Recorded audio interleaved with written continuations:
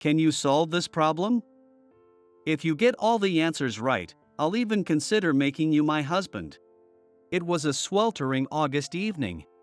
At the summer party hosted by the company, the CEO's daughter, drunk on alcohol, started complaining to me. Apparently, she didn't like the fact that someone like me, a junior high school graduate, was working at this company. So, she decided to challenge me with some tough questions. Clearly tipsy, she seemed to enjoy watching me struggle. You can't solve them, right? After all, you're just a junior high school graduate. Looking at her mocking expression, I simply said, "Sorry, but I don't think I can live up to your expectations. Here, I'm done." What? Actually, you know. The CEO's daughter froze in shock upon hearing the truth about me. Now, I wonder, what kind of reward should I ask her for? My name is Noah. I'm an ordinary office worker at a well-known company in Kanagawa. I've been with this company for 8 years and am currently 23 years old. To my shame, I never went to high school, let alone college. In other words, my highest level of education is junior high school. To be honest, I also wanted to go to high school, even college. But at the time, I couldn't afford to. Noah, there was a call from the travel agency earlier. That's what my homeroom teacher, Mr. Taylor, told me back when I was in my first year of junior high. At the time, I was part of a large family of 5 siblings. My parents ran a popular local bakery and were always busy, so I took care of my siblings every day. I wanted to let my parents, who always worked so hard for us, have a chance to relax and enjoy themselves as a couple for once. With that in mind, I saved up money little by little with my siblings and surprised my parents with a trip. Little did I know that this would turn out to be our final goodbye. That day, just before lunch break ended, Mr. Taylor, looking frantic, came running to me to say my parents had been in an accident. While on their trip, the taxi my parents were riding in was involved in a traffic accident. Brother! Mom's big brother! When I rushed to the hospital, my siblings, who should have been at daycare, were already there. Seeing me, our relatives who had picked them up looked deeply worried. And then I was led to a room where my parents lay, their faces covered, like something out of a TV drama. The scene felt so unreal that I couldn't fully grasp what I was seeing. Just a short while ago, we were laughing and eating together. But now, all that remained were 2 lifeless bodies, unmoving like mannequins. This can't be, it's because I planned this trip. I muttered those words as I sank to the floor. The trip I had planned had taken my parents away from my siblings. Thinking that, I instinctively hugged my siblings, crying and apologizing, "I'm so sorry, this is all my fault." At the same time, a sense of responsibility washed over me. I was the only one who could protect my siblings now. What would happen to my young brothers and sisters? That thought filled me with a resolve to stand strong and support them. After the funeral, the remaining issue was, what will happen to us kids? Since both of my parents were only children, we had no uncles or aunts to turn to. As a result, the only people who could take us in were our grandparents. However, since they were quite elderly, my siblings and I had no choice but to enter a care facility. It would have been unrealistic to expect our elderly grandparents to look after my younger brothers and sisters. So going to the facility was an inevitable outcome. Even so, the greatest relief was that my siblings and I were able to stay together in the same facility. From my first year of middle school, I spent 3 years studying intensely at the facility. At school, I ranked at the top of my grade and was even told during career counseling that I could get a recommendation to one of the best public high schools in the prefecture. However, when I declined the offer, my homeroom teacher, Mr. Thompson, looked completely shocked. "With your academic performance, a recommendation is definitely possible, you know? Thank you, but my decision about my future hasn't changed." I bowed my head to the astonished Mr. Thompson as I replied. Over the past 3 years, Mr. Thompson had repeatedly encouraged me to pursue high school education. But my resolve never wavered, and I continued to write employment on the career planning forms placed before me. I want to make sure my younger siblings can continue their education in place of our late parents. With my current academic performance, I've heard I can get into this company. I know about your parents passing away early, but I don't think you need to sacrifice yourself like this. It's not a sacrifice at all. I just don't want to be separated from my siblings. I see. So, employment it is. In that case, let me list some companies that offer distance learning support while you work. At the facility, there was also a foster care system, and younger children could sometimes be taken in by foster families. That might have been a happy option, but my siblings told me they didn't want to be apart from me. Because of that, I decided not to pursue high school and instead focused on finding a way for all 5 of us to stay together. That decision led me to this job. With Mr. Thompson's support, I graduated middle school and left my hometown to work at the company where I'm currently employed. The company had a strong focus on hiring people from rural areas, and many of my colleagues were also high school graduates, which was a great comfort. While working, I also used the company's distance learning system to earn certifications and qualifications. By the time I turned 20, my younger siblings had grown older and started taking on part-time jobs to help support our household, which eased the burden on me. Big brother, I'll be late for dinner tonight because I have club activities at school. That was my sister, who is 2 years younger than me, speaking. After saying that, she put on her shoes and checked the time. Got it. I'll be home late too because I have a test for my high school courses. Don't worry about it. Big brother, don't push yourself too hard with work and studying, okay? You're one to talk. You've been busy with club activities lately. Don't worry about making lunch every day if it's too much. It's fine. You're working so hard instead of going to college for us, so I want to help however I can. Well, you're helping plenty by tutoring me. I'm grateful for that. I expressed my gratitude to my sister, who smiled in response. Currently, I'm attending a night school for distance learning provided by my company, which technically makes me a high school student like my sister. Though my formal education still lists junior high school graduate, the program includes content for university preparation, making it quite rigorous. Because of this, I often ask my sister, who is a current high schooler, to help me study. Feeling guilty, I apologize profusely, but she just smiles happily. Big brother, you're taking it easy today, huh? Good morning, big brother. After seeing my sister off, my younger siblings who attend junior high school and elementary school start waking up. Once I see them all off, I lock the house and head to the nearest station, as always. This daily routine, though simple, is the happiest part of my life because it's when I get to spend time with my family. But upon arriving at the company, I notice the department is unusually lively today. Female employees are gathered in front of the manager's office, chatting, while others whisper nearby. It's a sight unlike the usual mornings. What's going on? I ask a colleague standing nearby. Ah, good morning, Noah. Good morning. So, what's happening? Well, you know how the new hires are starting next month, right? Yes, the induction ceremony just ended, and today's the day they find out which departments they'll be assigned to, isn't it? I approached a colleague who had joined the company the same year as me but was older, and he nodded, showing me a document. It was the latest issue of the company newsletter. The newest issue included photos and names of this year's new recruits. Today was the day their department assignments would be announced, and after joint training, they'd officially join their teams next month. As I curiously browsed the company newsletter, my colleague opened a particular page and pointed to it. There, I saw the name of a woman with a familiar last name. Moore. That's the same last name as our CEO. Is she a relative? No, apparently she's the CEO's daughter. What? Yeah, and it seems she'll be joining our department next month. She's apparently an elite who graduated from the University of Tokyo. But why is she joining as a regular employee?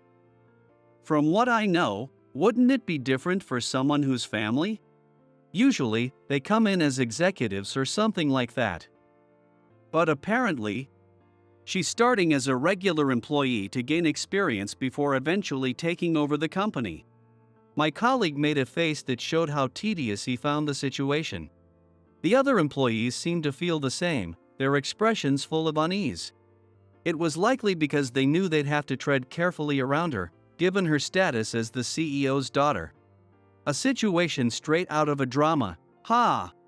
At the time, I couldn't help but view the situation objectively, as if it were someone else's story. But little did I know that the day I would be swept up in the chaos caused by the CEO's daughter was fast approaching. A month later, just as the rumors said, several new hires were assigned to our department. They all looked nervous, dressed in suits, some of which were so new they practically gleamed. Among them, one woman stood out. Her suit looked completely natural on her. She wore a gray pantsuit with a polished blouse, exuding professionalism. This had to be the rumored CEO's daughter. Nice to meet you. I'm Ashley. Her confident manner as she handed out business cards left everyone around stunned. She was strikingly beautiful, the kind of person who perfectly embodied the word elegance. A subtle, unfamiliar fragrance from her long hair added to her charm. Oh, nice to meet you. I'm Noah, from the same department. Thank you. I look forward to working with you. I couldn't help but be captivated by her beauty the first time I saw her. I felt my face flush with embarrassment as I found myself unable to even look directly at her. I felt pathetic for reacting that way. Her refined features gave the impression of someone strong-willed. However, in reality, she was quiet and reserved. However, her true nature began to reveal itself about 2 months after she joined the company. See, the manual says this is how it should be done. I disagree. This is how I would do it. That approach ignores the customer's perspective. Looking at the materials in front of me, I sighed and glanced at Ashley. The once quiet Ashley had grown more confident as she got used to the job, frequently asserting her opinions. This wasn't just directed at me. She treated other employees the same way. According to her, the department's methods were inefficient. Initially, her reserved demeanor earned her praise from colleagues. But now, her innate strong-willed nature, combined with the elegance of an heiress, was beginning to resurface. What made matters worse was her unwavering confidence, rooted in statements like, "I graduated from the University of Tokyo with excellent grades, so my approach is guaranteed to succeed." It goes without saying that her bold declarations left the rest of us groaning. Our department handles sales, so maintaining good relationships with clients is crucial. Over the years, our managers have refined the processes through trial and error, improving customer service and securing long-term contracts. But Ashley wanted to change the manual to fit her methods. Her approach prioritized profit and efficiency over customer satisfaction, which risked breaking contracts. Although Neville, our department head, repeatedly rejected her proposals, Ashley refused to back down, deepening the rift between her and the team. Hey, Noah. I can't seem to get through to Ashley. Can you step in and guide her? It was only recently that my colleague asked me to take on this role, and that's how I ended up becoming her mentor. Noah, are you listening? Sorry, I was just working on some documents. Ha! This is exactly why I can't stand this. Using these outdated materials is such a waste of time. That's not true. Our next client prefers paper documents because they find them easier to understand. That's exactly what's outdated. This is why junior high school dropouts just don't get it. She placed the materials I had prepared on the desk with a dismissive attitude. Even though I technically outranked her, Ashley rarely used formal language when speaking to me. On the contrary, she often spoke down to me with snide remarks like this. Since being assigned to our department, Ashley's reputation had taken a nosedive. Modern trends are the best way to go. That was her catchphrase. However, her methods didn't suit this department, where most of our clients were older and valued traditional approaches. Other colleagues had tried to point this out to her, but her pride seemed to make her resistant to feedback. Above all, her pride as a graduate of the University of Tokyo meant she had no interest in listening to advice from people like me or my colleagues, who came from lesser educational backgrounds. Even after she became one of my subordinates, dealing with her continued to be a daily struggle. This isn't going anywhere. Thinking that, I told her, I'm going to take a quick break, and left the meeting room. At the smoking area, some of my colleagues, concerned about me, struck up a conversation. So, how's it going with the heiress? It's tough. She's not entirely wrong about some things, so I can't just dismiss her outright. Yeah, I get that. But you're still her supervisor, Noah. I know, but I'd rather avoid causing conflict. Besides, if we're talking credentials, she's clearly more accomplished than I am. When I spoke hesitantly, my colleague, perhaps noticing my fatigue, gave me a reassuring pat on the shoulder. Did I really look that exhausted? By the way, Neville mentioned that there's going to be a summer party with another department next month. Really? Yeah, it seems like they booked a place at a restaurant. It's a good time since the new recruits will have settled in by then. At this company, instead of holding welcome parties for new employees, we have summer gatherings. The reason is that by summer, mid-career hires and new graduates have usually settled into their roles. While we've had many summer gatherings before, they're typically held within individual departments. However, this time it was a joint event with another department, which made me a bit uneasy. Ashley was already receiving unpleasant looks from people in our department. If she behaved the same way elsewhere, it might only make her even more disliked. I thought about this but chose not to say anything. Instead, I decided to focus on preparing materials for the upcoming meeting. With that in mind, I completely forgot about my earlier worries. August arrived. The period leading up to mid-August saw relentless scorching heat, with one sweltering day after another. On one such day, the much-talked-about joint summer party was held. The venue was a large private room at a restaurant, bustling with dozens of attendees. Since I don't drink, I sipped on oolong tea while chatting with my manager, Robert. Knowing about my responsibilities at home, Robert kindly suggested, "Feel free to take some leftovers home for your brothers and sisters." Unlike the tense atmosphere at work, the presence of alcohol created a relaxed and cheerful vibe, with everyone chatting animatedly about both work and personal topics. A few colleagues stopped by to greet me, exchanged lighthearted conversations, and then moved on. As I entertained these interactions, I helped myself to some raw fish, a luxury I don't usually get to enjoy. This is pretty expensive. I wish I could let my siblings have some of it too. While I ate, my thoughts drifted to the family waiting for me at home. Glancing across the room, I noticed a group of new hires sitting together, drinking. Among them, Ashley stood out, positioned at the center of the group. She was chatting animatedly with her peers, laughing loudly as she downed drink after drink. It was a stark contrast to her demeanor at work. Her guard seemed to be down, likely thanks to the alcohol. Ashley appeared to be in high spirits, enthusiastically discussing work-related topics with her fellow recruits. She was smiling in a way I'd never seen at work, showing expressions that made her seem like any other young person her age. If only she could show that smile in the office. I was thinking that when suddenly, her voice rang out louder than usual. "Hey, listen. My department is the worst." "What? Seriously?" "Yeah. The work is so outdated.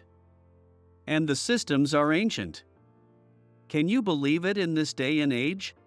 In the relaxed atmosphere of the party, Ashley's complaints echoed loudly. It's understandable for people to vent during social gatherings, especially where alcohol is involved. However, Ashley kept glancing toward our department's table as she loudly aired her grievances to her peers. The colleague sitting next to me furrowed his brow and whispered, Do you think Ashley's drunk? Probably. But if Neville hears about this, it could be bad. Yeah, it could. But then again, she's the CEO's daughter. Maybe she thinks she's untouchable? My colleague glanced toward Neville and the other department heads who were nearby. They appeared to be keeping things under control, pouring drinks, and trying to ensure everyone stayed composed. Yet, Ashley continued her loud complaints, drawing glances from people around her. Senior staff keep looking over, but she doesn't seem to notice. Yeah. Honestly, it's getting pretty uncomfortable sitting near this.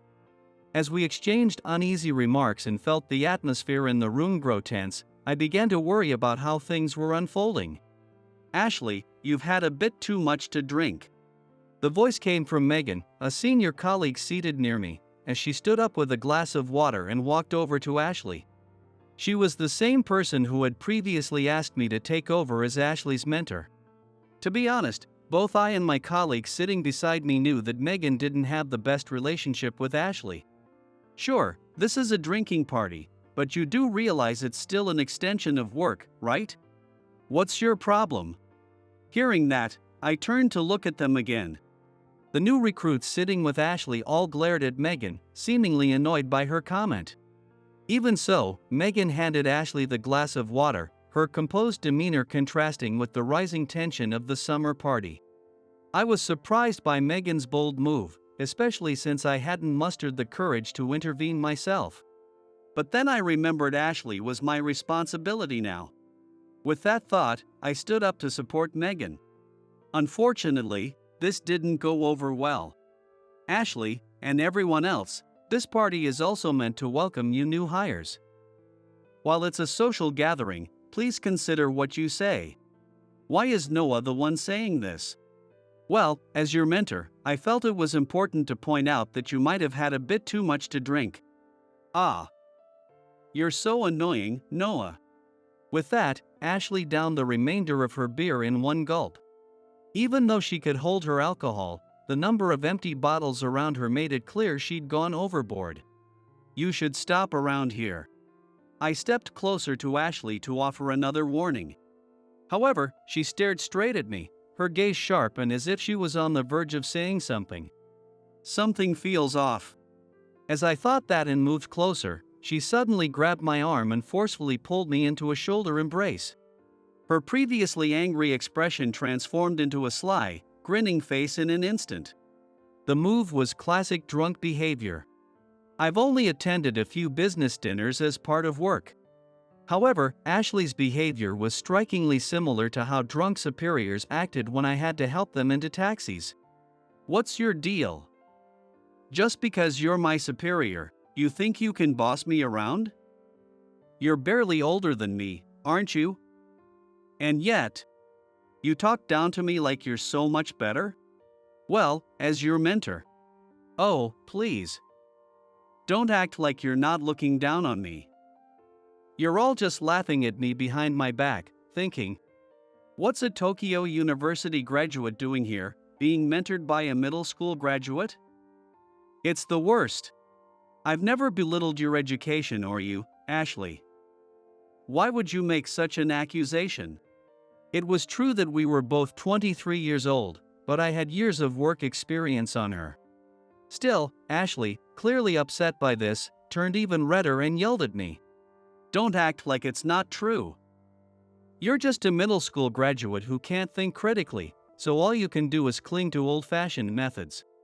I don't want to hear lectures about customers from such an outdated department. Honestly, aren't you the one looking down on us? What? I don't want to hear that from a middle school graduate. Sure, I may be a middle school graduate, but I have more work experience than you, and so do my colleagues.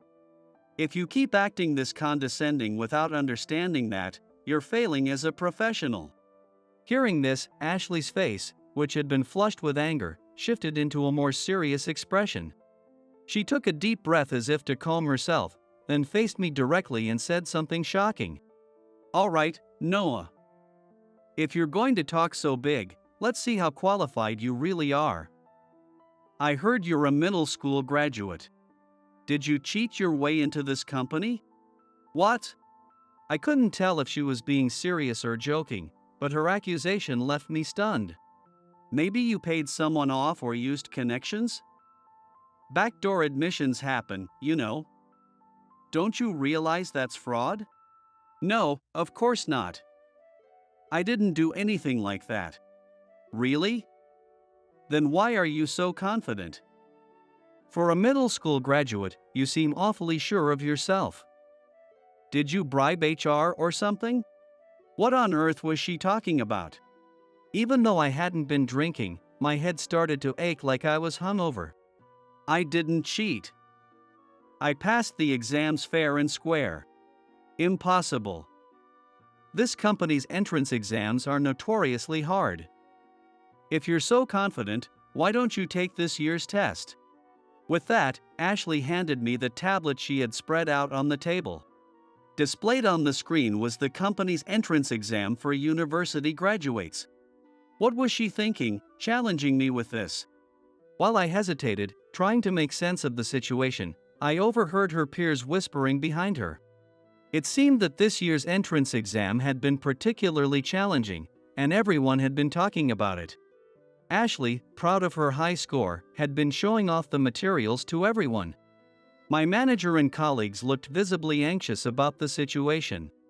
They probably wanted to intervene but were hesitant, fearing the consequences might fall back on them. As I silently examined the test on the tablet, Ashley leaned in close and spoke to me in a soft voice.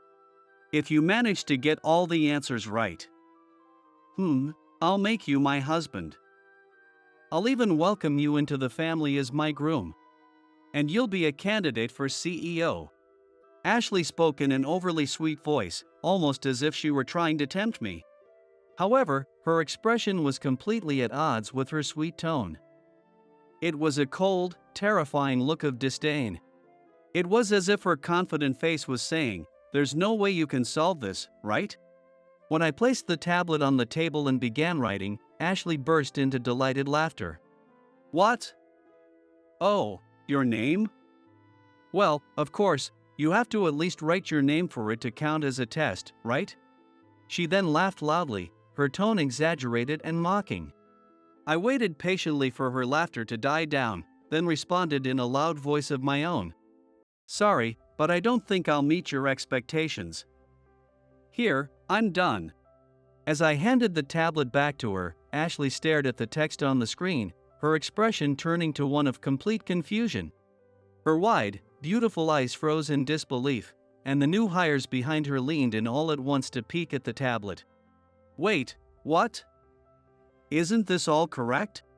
Yeah, it matches Ashley's answers perfectly. How is this possible? Noah's just a middle school graduate.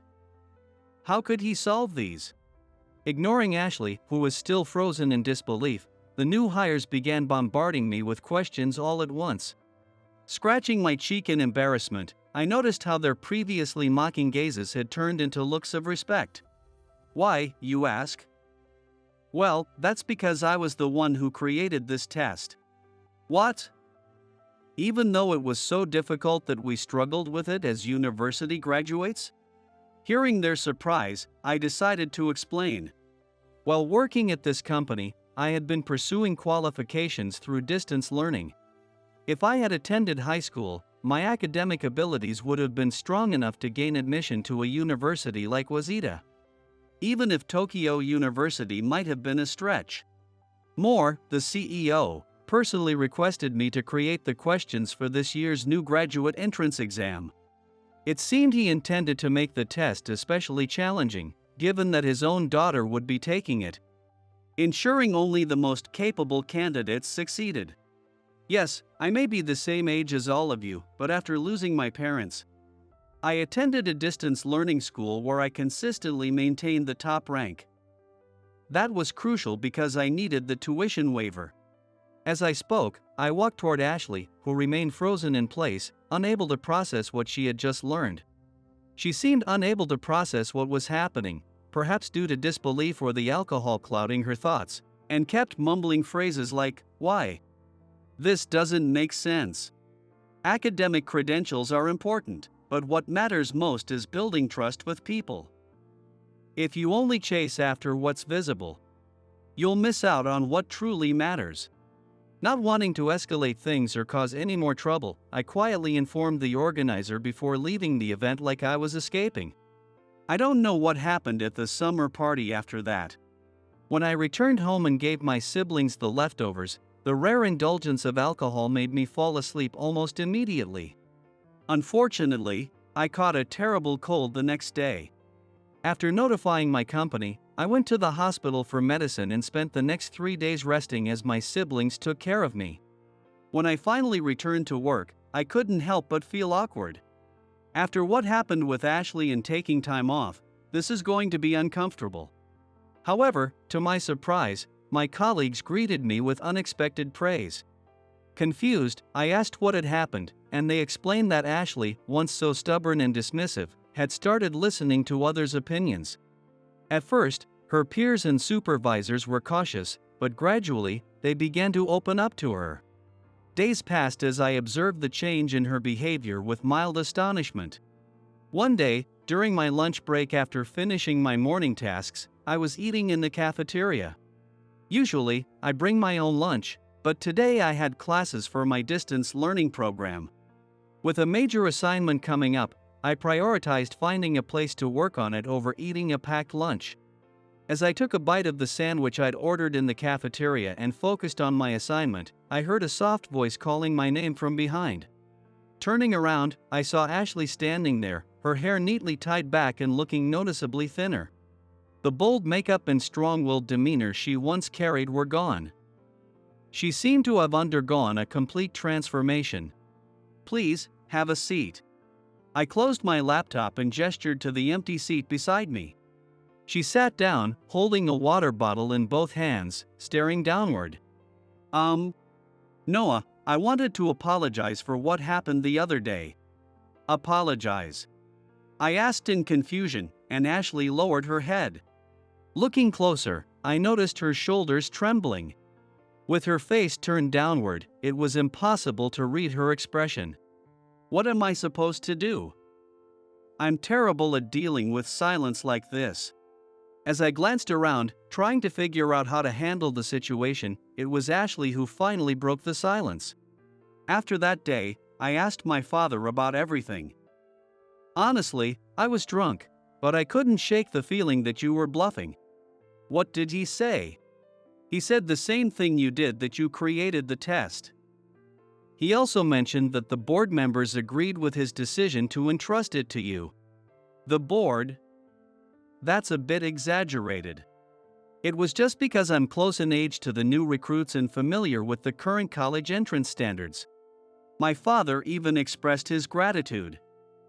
I feel so ashamed for thinking that academic achievements were the most important thing. Despite feeling slightly embarrassed, hearing this from Ashley, the CEO's daughter, made me happy. "I've always envied you, Noah." According to her, she hadn't been looking down on me at all. In fact, she had been jealous of me.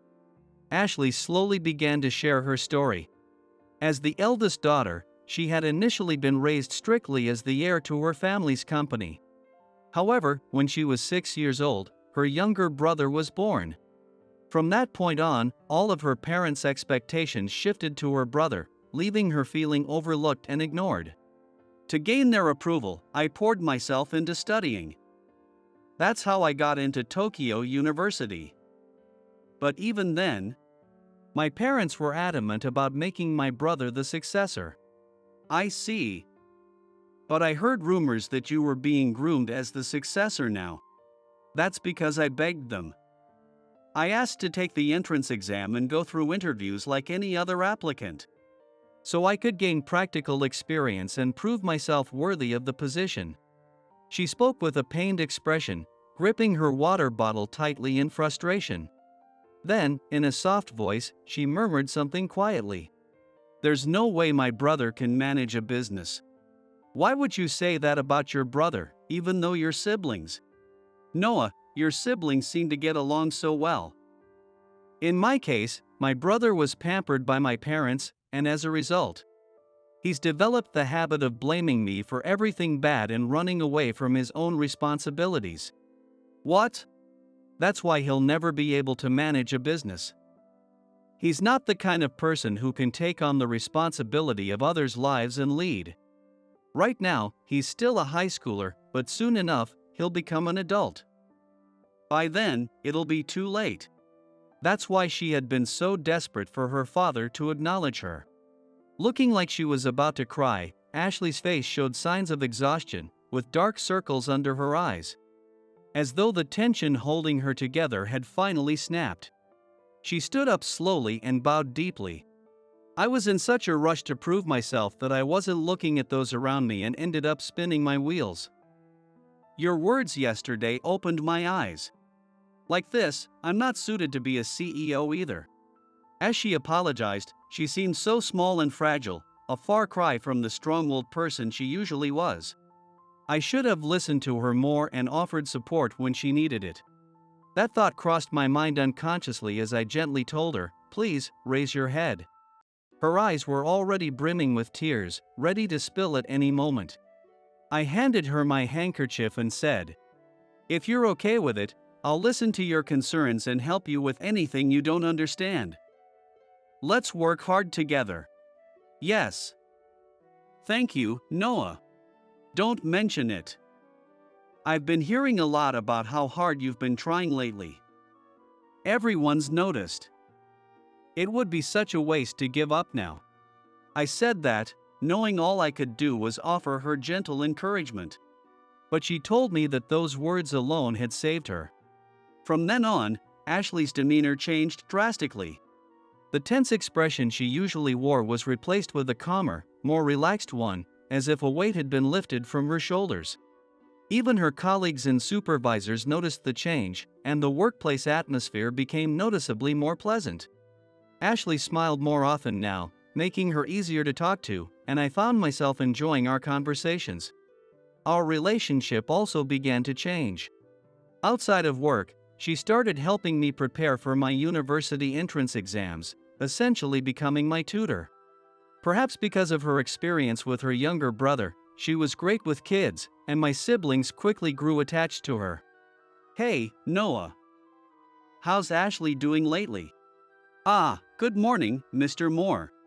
One day, I found myself sharing an elevator with CEO Moore, who asked this right away. "Ashley?"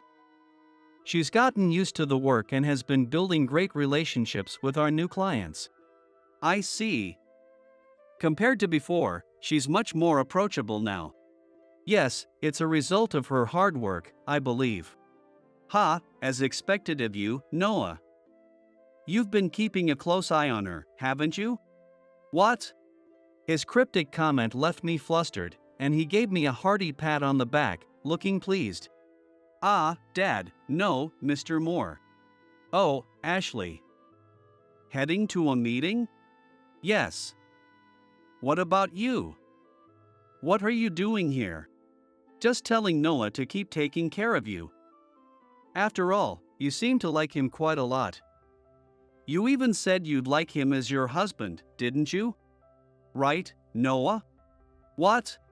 Caught off guard by the sudden turn in conversation, I froze in place. With a smile, Moore stepped out of the elevator, leaving the two of us alone. Feeling embarrassed, I couldn't bring myself to look at Ashley, who seemed just as flustered. "You really might become the CEO of this company someday." Her playful, yet meaningful smile left me no choice but to surrender. Still, if that future does come to pass, I'd like to be the one supporting her every step of the way.